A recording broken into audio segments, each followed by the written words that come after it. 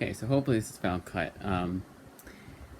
It was just kind of I could have uploaded it. It was just kind of I felt like there was so many mistakes that I made that I could just might as well just do another cut. But this is just a quick video. Well, compared to what it usually is, this is like half the books I usually read, but it's gonna be the same amount because I have to read some of these twice. You'll see how thick some of these books are. Now these are all books that are in my personal collection that I'll be reading. Some for the second time, or third, or fourth, or fifth, and some for the first time. Like how it is for library books. The reason why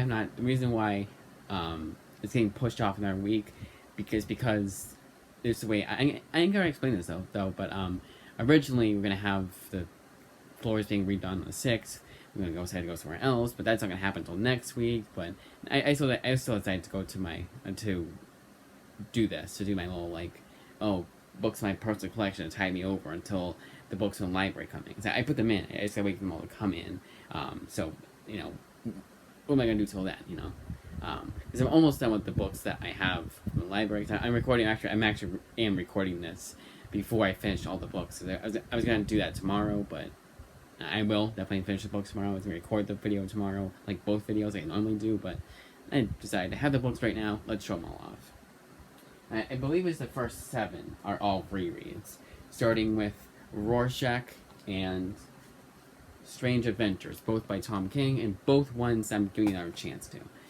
Now, the criteria, just in case this is my first video that you guys are watching of mine, the criteria for my rereads are usually, the number one reason is because I want to give it a second chance, like with Rorschach and Strange Adventures. But sometimes I like the series so much I want to read it again, and it's been long enough to where I'm not going to be able to read. Basically, it's on to the point where I can tell you every line of every bit of dialogue. I can tell you every single thing that's happened. No, it has to be.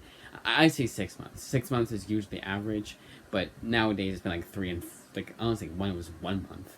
It's kind of funny, but it's the way my brain works. And some books are just all over the place that I didn't catch everything the first time around to read again. But I still like the first time, which is kind of funny to think about. Like how can you like something that's all over the place just as much as something that is more consistent and not what's the other C word? It's like not consistent, but like it's consecutive. I guess is the word, but it's more like concise. More straightforward. That's the word. Yeah, both these. So Rorschach, I would say, if I had to pick what I liked more, which one I liked more than the other, I'd probably say Rorschach. But yeah, it's really just again, this is Eisner nominated. I know Tom King is known as like one of the best writers of all time. Like I think more and more people are beginning to admit he's not the best writer, but I would say that I would say he's okay in my opinion, because I have read a few things by him I've liked. I like his Superman. I still remember really liking his Vision, but beyond that, I really have to think of what else I read by him that I liked. His Batman so far is pretty damn good, I would say. It has a lot of flaws, definitely, but I would say it's pretty damn good. Young Avengers. Now this one is a good example of a book that I read. I'm reading again because I liked it so much, and it's been a while. And the third criteria I'd say it was 3. I know there's 4, but the third one out of the top of my head is they have volume 2 at my local library, so they get caught up. I have to reread the first volume, and even the library ones. Like I've read every Young Avengers book except for some crossovers with Secret, like some tie-ins with Secret Invasion or whatever. But the main line stuff I've read.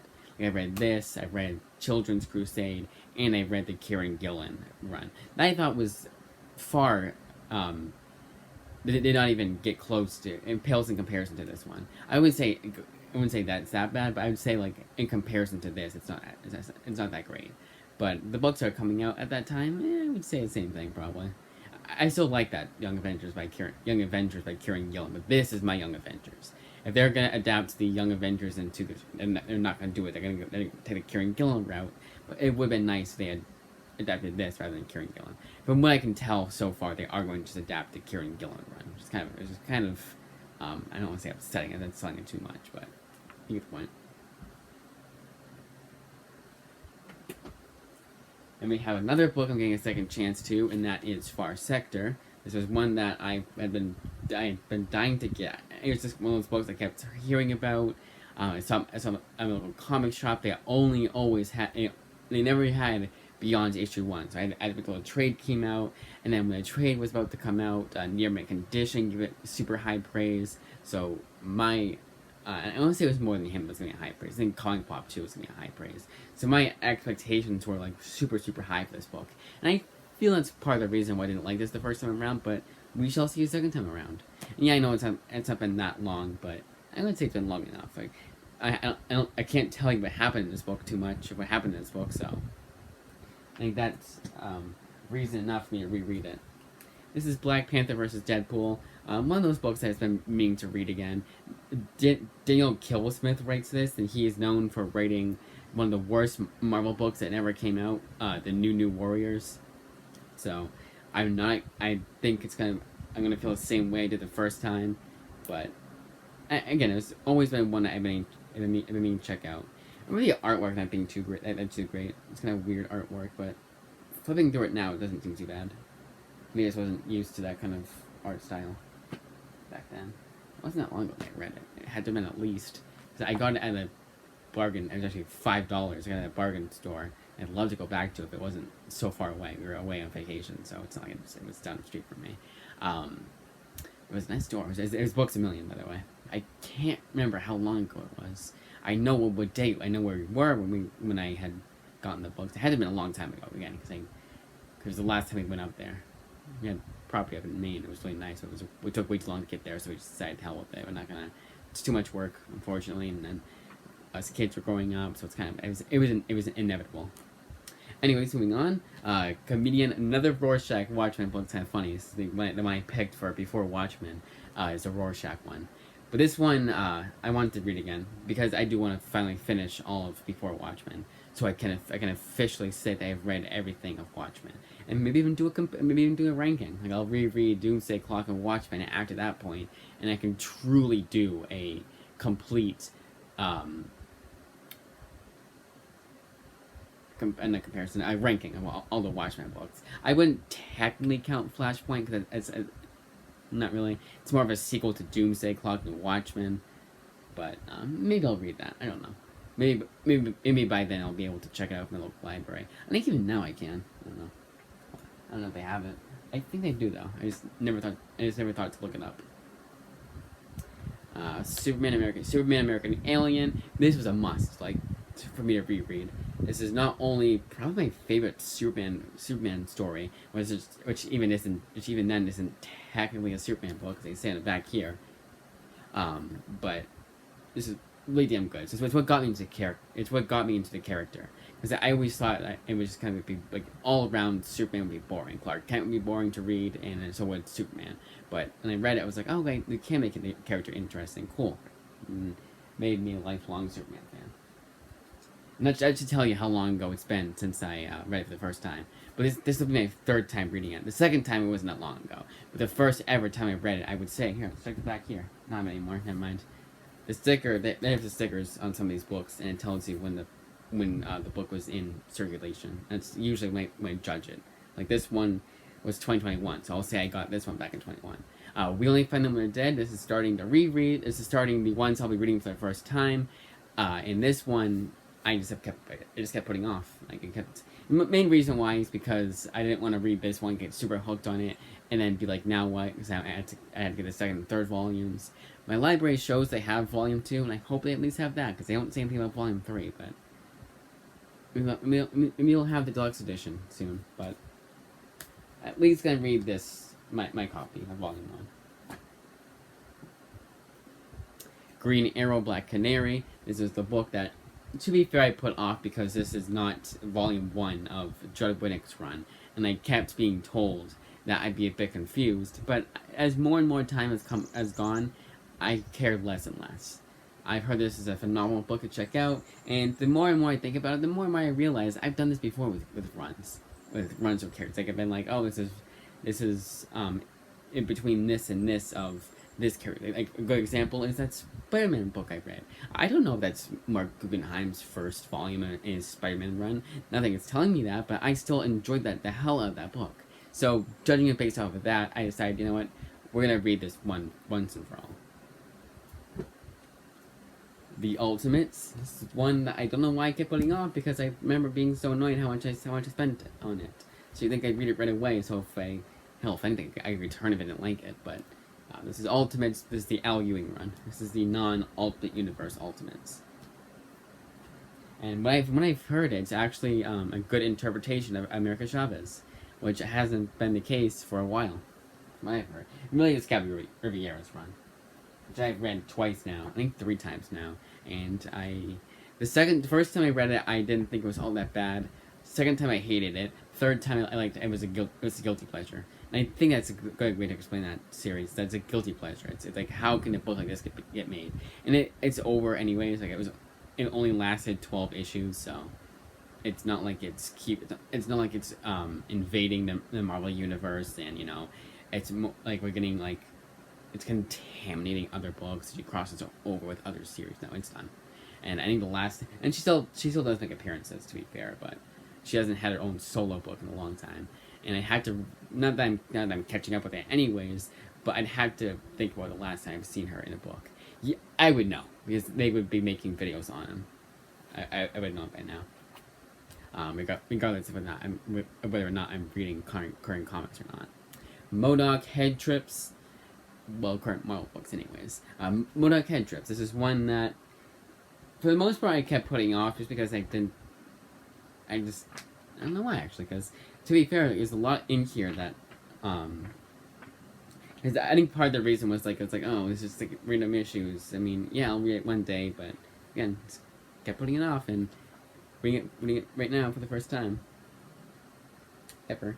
It's kind of funny that because you have, issues from Silver Age, and then you have some Bronze Age, and then some, Modern Age stuff, because they have to give you, what the most explicit book is in all of this collection, it does get a parental advisory sticker on the back, or a warning on the back here, which I find funny, because Silver Age, you'd have to, I think the only thing that would qualify for parental advisory is maybe the drug issues of Spider-Man, and even then, they still kept it pretty tame.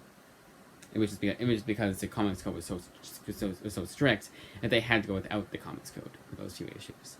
I'm dying it on those issues. There's so many books that I read. I have a super stutter there too. But these ones are kind of weird. But the good thing about this is that they know to include some MODOK one-shots and miniseries. It's not all just his various appearances throughout comic books. What's kind of funny here is that you have Marvel Adventures. So in the same book, you have a kiddie book. You also have a parental advisory book. I've always found that funny when it comes to books like this. It makes sense for characters who've been around for a long time, but still find it funny. Yeah, for those books like that, 'cause it's just random issues. So you'll get Captain America 187, and it will be part 2 of 5 in Secret Empire. But because it features MODOK heavily in that issue, they have to include that in there, especially if it's his arc. It was the first, the previous MODOK appearance was in an Iron Man 58, and that was when he lost his partner in crime. And the next one was him reeling over the events of that. And that was a backup in Captain America 148, or a side story in Captain America 148.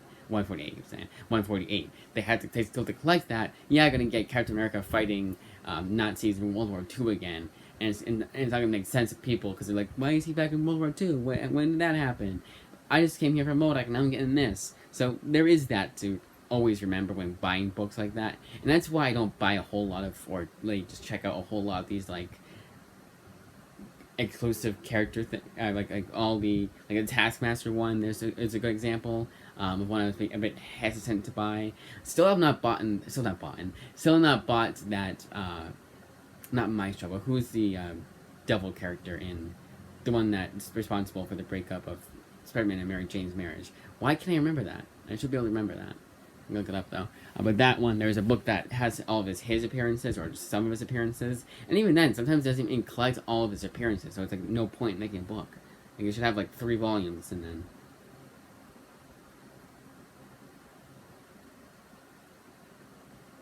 call it a day. Yeah, okay, 3 volumes of I don't really like, but still. Come on, where is it?